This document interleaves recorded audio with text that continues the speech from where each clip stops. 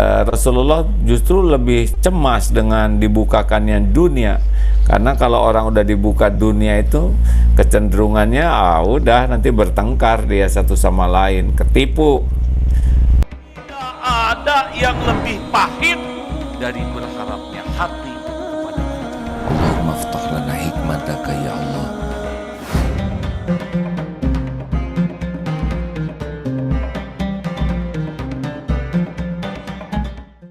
Yang ketiga adalah ada waktunya ditahan rezeki itu oleh Allah, namanya makanya sabar. Nah, orang yang kaya hatinya tuh sabar ya. Ketika Allah lagi nahan, ya udah nggak apa-apa. Waktunya mantap, makan tabungan ya dinikmati, ada tabungan juga dari Allah. Pada waktunya manset, jual aset ya dinikmati. Pokoknya mah nggak ada masalah tentang ada dan tiada, karena dua-duanya juga fakana khairullah, baik. Lalu nanti waktunya diambil oleh Allah, ridho ya.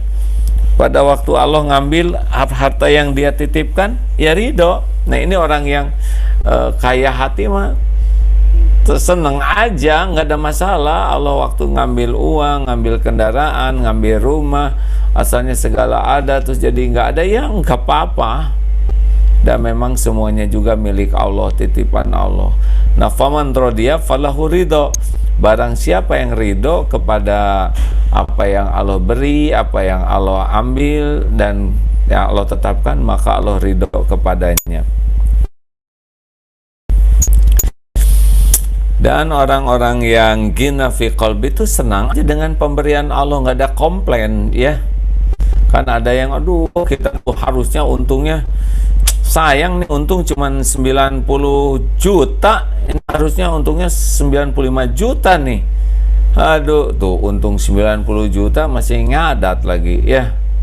Ada orang yang terus rewel aja terus dengan dunia ini.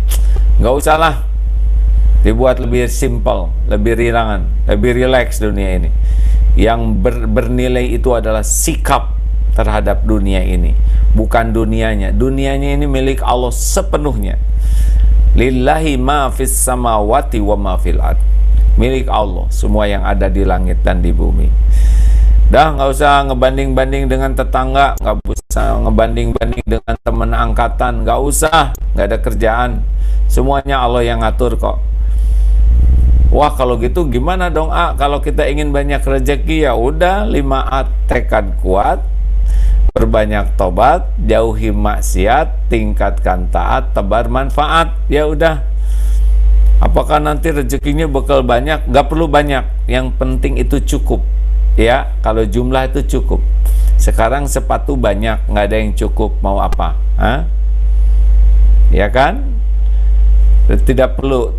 Apakah kita perlu jadi orang kaya? Kalau kaya hati perlu, kalau kaya harta tidak. Ya, Rasulullah justru lebih cemas dengan dibukakannya dunia, karena kalau orang udah dibuka dunia itu kecenderungannya udah nanti bertengkar dia satu sama lain, ketipu. Tapi Rasulullah itu lebih mencemaskan umatnya dibuka dunianya. Makanya kalau dunia masih cukupnya saja ya, perlu buat makan cukup, perlu buat ngasih makan orang cukup, perlu buat ngebagikan makanan cukup, perlu buat anak sekolah cukup, perlu buat nyekolahin anak orang cukup, perlu buat bangun sekolah cukup, perlu buat bikin rumah cukup, bikin rumah untuk orang lain cukup. Pokoknya cukup itu yang terpenting ya. Setuju kawan-kawan? Terima kasih. Ini sudah segitu aja. Dan kalau diambil oleh Allah udah ya. Jadi kalau orang yang kaya hati itu dia sibuk dengan niat dan cara yang benar dalam menjemput rezekinya. Kemudian kalau sudah diberi dia sangat bersyukur, itu akan kaya hatinya. Kemudian dia akan ridho dengan pemberian Allah apapun juga. Dia sabar ketika ditahan, dia tidak dengki dengan orang yang diberi oleh Allah lebih, dan dia juga tidak meremehkan orang-orang yang oleh Allah dikasihnya tidak banyak. Lalu dia akan senang saja dengan apapun yang Allah perlakukan terhadap hartanya, karena dia tahu harta harta itu milik Allah dan hanya ladang amal berbekal untuk bisa pulang selamat.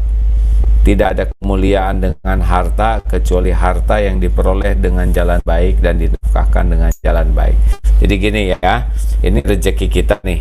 Kalau menjemputnya benar, maka diri kita lebih berharga dari rezeki yang ada. Karena kita disebut, oh orang itu jujur, oh orang itu si kerjanya profesional, oh orang itu akhlaknya baik dalam berdagang, oh, orang itu nepatin janji. Jadi kalau kita ngejemput harta dengan cara yang benar, maka diri kita lebih berharga daripada harta yang dimilikinya.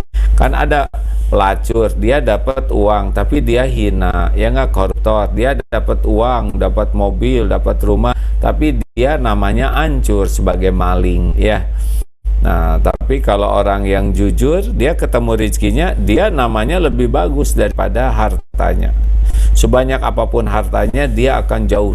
Itu mah kaya tapi rendah hati, itu kaya tapi tidak sombong. Nanti namanya itu lebih hebat dari ke hartanya. Nanti kalau udah dapat, dia sedekahkan. Nah, sedekah ini membuat dia semakin tambah mulia. Alhamdulillah dia tuh orang kaya yang sangat dermawan. Nah, jadi sebelum mendapatkannya dia mulia, karena akhlaknya, sesudah mendapatkannya dia tambah mulia karena kemanfaatan dari hartanya.